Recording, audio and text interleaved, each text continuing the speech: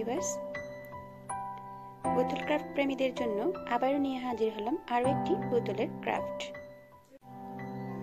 এই বোতলটিকে আমি এই দু কালারের উল দিয়ে পেঁচিয়ে নিব।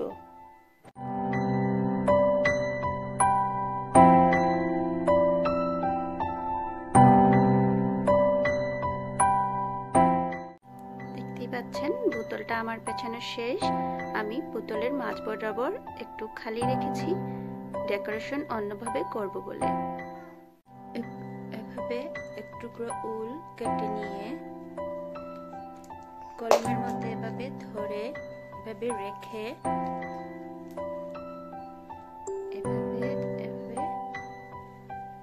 এই উলটার উপর দিয়ে কিন্তু এভাবে পেঁচিয়ে নিতে হবে।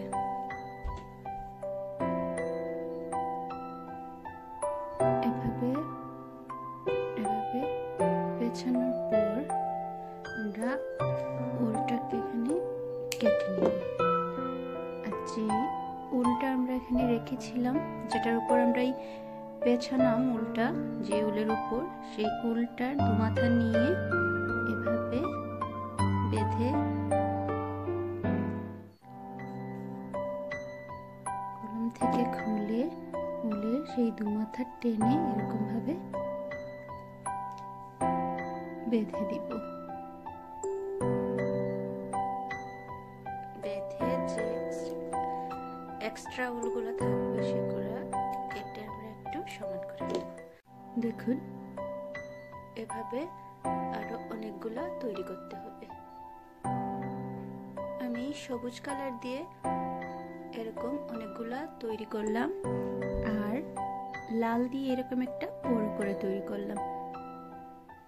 এরকম ভাবে বড় করে তৈরি করতে হলে উলের যে পেঁচটা আমরা দিব সেগুলো একটু বেশি করে দিতে হবে। আর ছোট ছোট তৈরি করতে হলে আপনারা দেখতেই পেলেন আমি খুব কম করেই পেঁচ দিয়েছিলাম। এরকম ভাবে দিলেই, আর উলের নটটা দু মাথা বেঁধে দিলেই এরকম হয়ে যাবে। এগুলা সেই বোতলের মাঝ বরাবর যে জায়গা ফাঁকা রেখেছিলাম সেখানে গ্লুগানের সাহায্যে বসিয়ে দিব। আমি প্রথমে শুরু করছি বড় যে লাল কালারের বানিয়েছিলাম সেটা দিয়ে। সেটা আমি প্রথমে এখানে বসাবো, তারপর এর আশেপাশে সবুজগুলো বসিয়ে দিব। দেখতেই পাচ্ছেন আমার বোতলের মাঝ বরাবর ডেকোরেশন করা শেষ।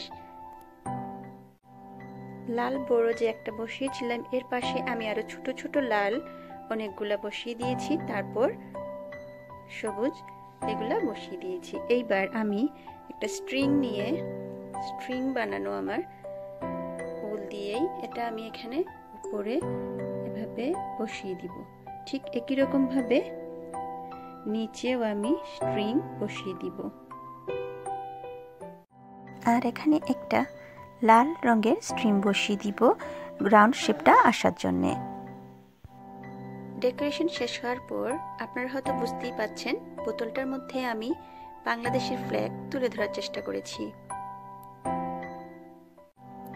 আরো নতুন নতুন আপডেট পেতে আমার চ্যানেলটি সাবস্ক্রাইব করে আমার সাথে থাকুন। আজকে এ পর্যন্তই। আল্লাহ হাফেজ।